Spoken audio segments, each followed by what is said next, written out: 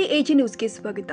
ಝೈನ್ ಆಂಗ್ಲ ಮಾಧ್ಯಮ ಶಾಲೆಯು ವರದಕ್ಷಿಣೆ, ಬಾಲಕಾರ್ಮಿಕ ಪದ್ಧತಿ, ಮಹಿಳಾ ಸಬಲೀಕರಣ, ಸಾಮಾಜಿಕ ಮಾಧ್ಯಮದ ಅನಾನುಕೂಲಗಳು ಮತ್ತು ಸ್ವಚ್ಛತೆಯ ಕುರಿತು ಪ್ರಬಲ ಥೀಮ್ ಆಧಾರಿತ ಪ್ರದರ್ಶನಗಳೊಂದಿಗೆ ತನ್ನ ವಾರ್ಷಿಕ ದಿನವನ್ನು ಆಚರಿಸಿದೆ.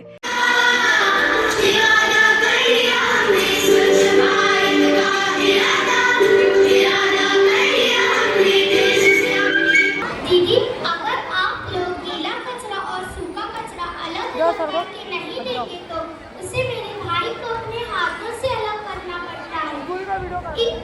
इस गंदगी से और इस आने वाली बदबू से कई बार मेरा भाई घर पर खाना भी खा पाता नहीं है।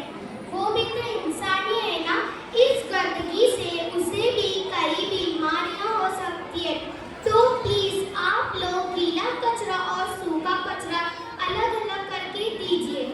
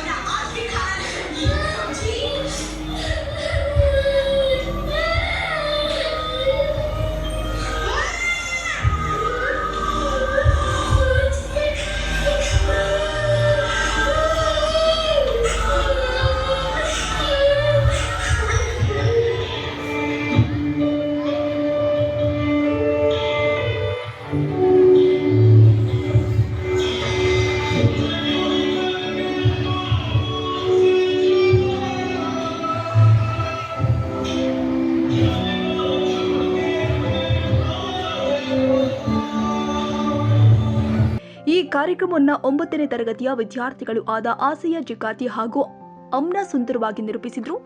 ಅವರು ತಮ್ಮ ಅತ್ಯುತ್ತಮ ಹೋಸ್ಟಿಂಗ್ ಕೌಶಲ್ಯದಿಂದ ಪ್ರೇಕ್ಷಕರನ್ನ ಆಕರ್ಷಿಸಿದ್ರು.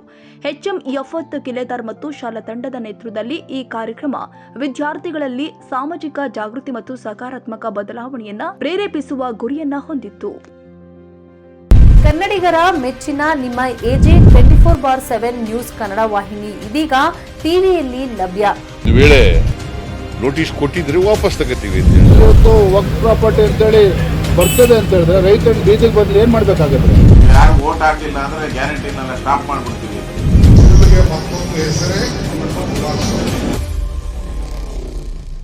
ಕರ್ನಾಟಕ ಮತ್ತು ದೇಶ ವಿದೇಶ 360 ಡಿಗ್ರಿ ಸುದ್ದಿ ಹಾಗೂ ಉತ್ತರ ಕರ್ನಾಟಕ, ಬೆಳಗಾವಿ, ಬಾಗಲಕೋಟೆ, ಧಾರವಾಡ, ಹಾವೇರಿ, ಗದಗ, ಬಿಜಾಪುರ ಜಿಲ್ಲೆಯ ಕ್ಷಣ ಕ್ಷಣದ ವಿವರವನ್ನ ಪಡೆಯುವುದಕ್ಕೆ ಎಜೆ 24/7 ನ್ಯೂಸ್ ಕನ್ನಡ ವಾಹಿನಿಯನ್ನ ಲೈಕ್ ಮಾಡಿ, ವಿಡಿಯೋಗಳನ್ನ ಶೇರ್ ಮಾಡಿ, ಕಮೆಂಟ್ ಮಾಡುವ ಮೂಲಕ ನಮ್ಮ ವಾಹಿನಿಗೆ ಸಹಕಾರ ನೀಡಿ ಮತ್ತು ಚಾನೆಲ್ ಅನ್ನ ಸಬ್ಸ್ಕ್ರೈಬ್ ಮಾಡಿ. ಧನ್ಯವಾದಗಳು.